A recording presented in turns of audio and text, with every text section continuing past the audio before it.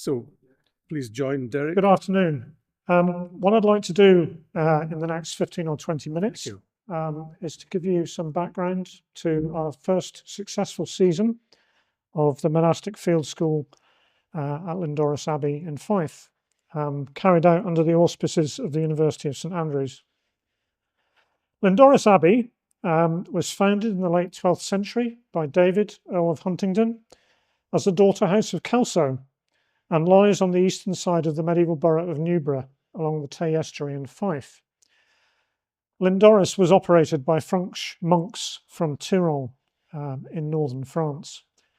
On the screen, you can see the standing remains of the abbey, part of which lies across the road from what is now Lindores Distillery, which is built on the site of the farm that you can see towards the bottom of that slide. Lindores Abbey Distillery started distilling in 2017 on what is described as a spiritual home of Scottish whisky.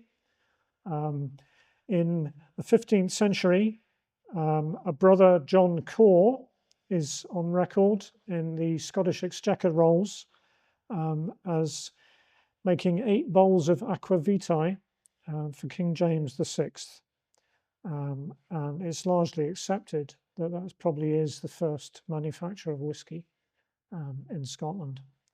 Even today, if you walk around the Abbey ruins on the northern side of the road, you will see surviving architectural fragments from the Abbey built in to Abbey House, which lies on the western side of the site. Lindores Abbey owes the way it looks these days very much to Alexander Lang, who in the 19th century decided that the site needed tidying up because anybody that coming to visit it wouldn't understand it from an ecclesiastical point of view at all. And he is on record as clearing it down to basement level to produce something along the lines of what had been done on other major Scottish monuments of the period. Also, the Hutton Archive, which is an 18th century record of drawings of upstanding medieval abbeys and priories, has a useful information about Lindores. And through time, Lindores becomes a very popular tourist destination.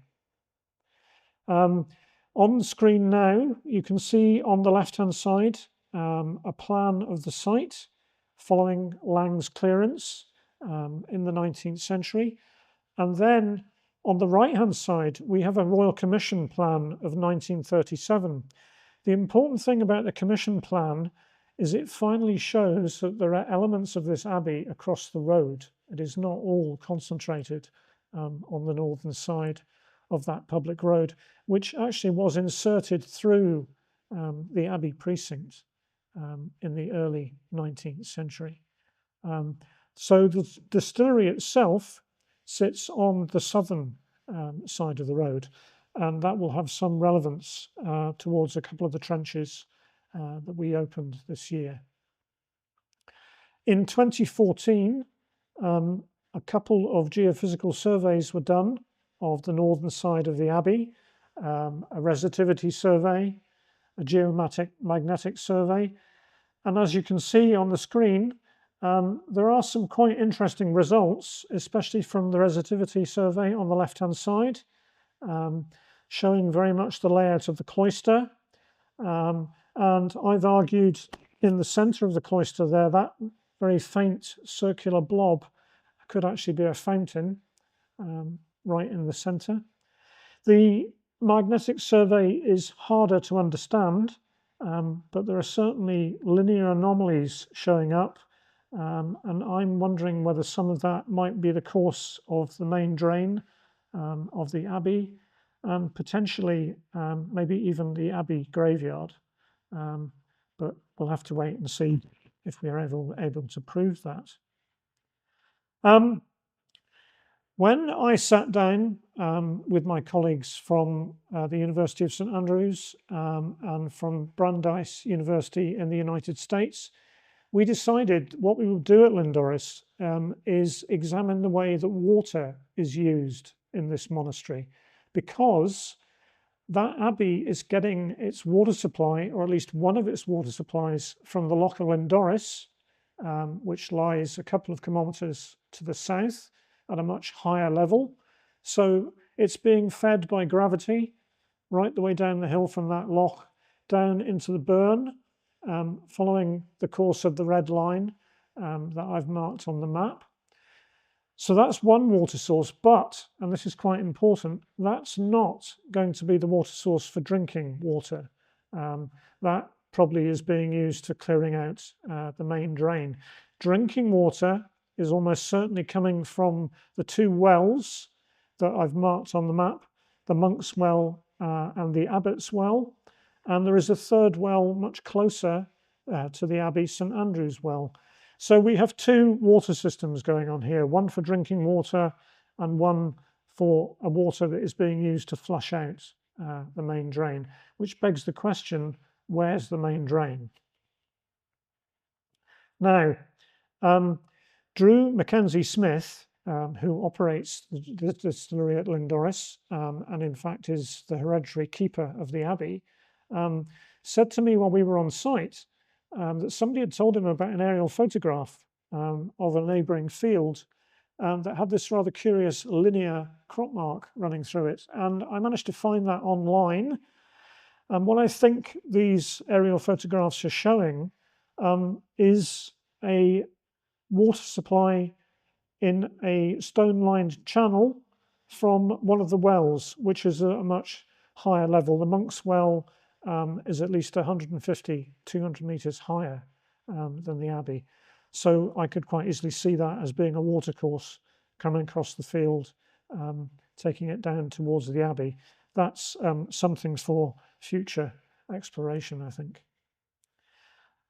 In 2016, before the distillery was built, Becky Shaw of Rebecca Shaw Archaeology did a whole series of trenches across the site of the distillery. And as you can see from the image on the right, she was getting well-built building foundations, not very deep down, in places only 20 or 30 centimetres below the turf. And in fact, in the area where the distillery was going to build its holding pond, they were finding stone paved walkways running right the way across the site, and what may be a still for use in the distilling process. All of this archaeology is associated with medieval pottery. I did the original reports for Becky's work, and certainly there's good evidence for this dating to the 14th century, which is interesting because that ties in with the reference to the distilling of aqua vitae. So our field school kicked off in June of this year. We had 4 staff members, 11 students. And to begin with, to give them an introduction to the wonders of Scotland, we took them out on a ferry to the Isle of May and were given a guided tour of the Abbey remains by Pete Yeoman. You can see there we're all sitting in the chapter house, which is not very big. What you can't see is we're being dive bombed by Arctic terns, which was an entertaining experience. The interesting thing is, if you look at the chapter house at Lindoris Abbey, that's at least 4 times bigger than the one at the Isle of May, which will give you some clue to the number of monks who were operating at Lindoris. Following that, I took them on a guided walk from Abdey Church, which is the original medieval parish church of Newborough, which lies about 4 kilometres away from the Abbey, and actually did belong to the Abbey. We started there, up beside the loch, and we walked all the way back down, past the mills, past Denmiln Castle, down to the Abbey, and then down to the river, because you can probably still just make out where the Abbey's harbour used to be. So a bit of gentle exercise to introduce them to Scottish archaeology. So we had put in an application for scheduled monument consent to open 8 trenches around the Abbey ruins on the north side of the road. Unfortunately, we didn't get permission in time to undertake that work in our first season. So we had to come up with a plan B, which essentially was opening 4 trenches outside the scheduled area to answer specific questions. Trench 8 lies just to the east of the Abbey Church, and we thought it would be interesting to see whether we could prove that that might be where the Abbey burial ground is.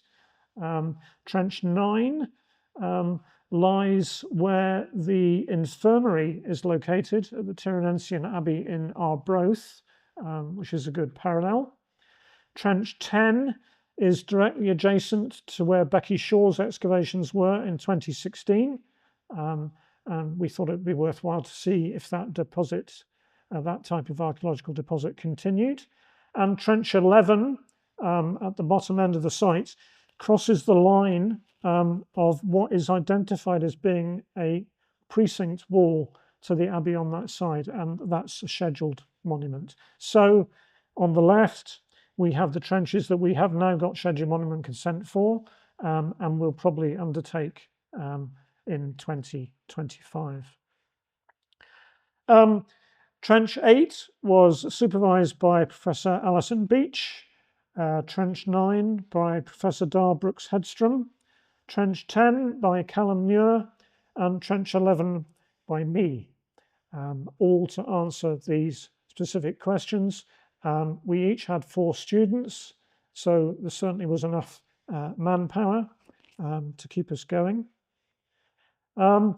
Weather generally throughout the project was pretty good, apart from one particular day when it absolutely hammered down all day. But as you can see top left, that actually didn't stop people digging in Trench 9. Quite an intriguing use of the tarpaulin. And a rather impromptu disco broke out in the horse shed here. First time I've ever seen 10 Americans singing along to 500 Miles by the Proclaimers. But they seem to have a really good time. From an archaeological point of view, it worked really well. So in summary, Trench 8, we have no evidence of human burial. What we do have is some sort of stake hole fence structure right at the bottom into natural. We're awaiting a carbon-14 date for that, because it's quite possible it might even be earlier than a medieval date. Trench 9, we do have evidence that there are quite substantial demolished buildings in that area, which gives us something to look at in the future. Trench 10, we have the continuation of the well-stratified archaeology that Becky Shaw was finding, which is associated with quite a lot of 14th century medieval pottery, quite a lot of German stoneware from that trench. In Trench 11, the trench that I was responsible for, we've proved that the wall line is actually 19th century and is probably a boundary to an orchard which used to exist on part of that site. The standing building, the standing wall that is scheduled is probably a surviving wall from a building, maybe a monastic barn or something like that. It is certainly medieval. As well as digging and going on guided walks, we sent the students into town, into Newborough, for them to hand out flyers for our upcoming open day. They had a great time doing that. I think it was quite unusual for them to be able to do that without feeling they were going to get shot. Newborough accepted them wholeheartedly, and we had 65 people at our open day. Throughout the whole project, the students were giving regular site tours. This worked really well. I mean, the staff, we kept out of this. We just said to people on various timetables and say, okay, it's now your turn to show these people around site. And finally, our end of dig open day, which was attended by 65 people, which went a lot better than we expected. Now, finds-wise, from each of the 4 trenches, we were certainly getting medieval pottery. From trench 8, we have this very distinctive sherd from a highly decorated jug. From my trench, trench 11, we have a ceramic bird whistle. When these 2 objects came up, I was convinced they were French, but we needed to prove that. We've done that now. They've been chemically sourced, and they are from France. The bird whistle is probably from the Bordeaux, Saintonge area. The highly decorated jug is from Rouen or Rennes, and that's really nice. That's giving us a straight French link to the monks that were operating Lyndoris Abbey. All through the post-excavation process, any of the students doing that were being supervised by the 2 Lyndoris cats of Vesper and Friar John Claw, who became very popular members of the field team. We tried very hard to make sure that we were disseminating everything that we were doing on site, and we managed to get a couple of quite good articles in the national newspaper.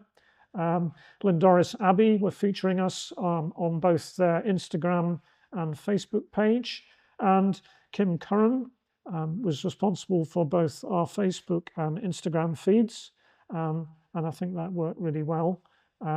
Even the University of St Andrews decided to give us a bit of press, which was nice. So, in summing up, I'd like to give my thanks to all this year's students and my fellow archaeologists for such a great start to the project, and to Drew and Helen Mackenzie-Smith and all their team at the distillery. We will be back in 2025 for season 2, In Amongst the Abbey. All visitors are welcome. Thank you very much.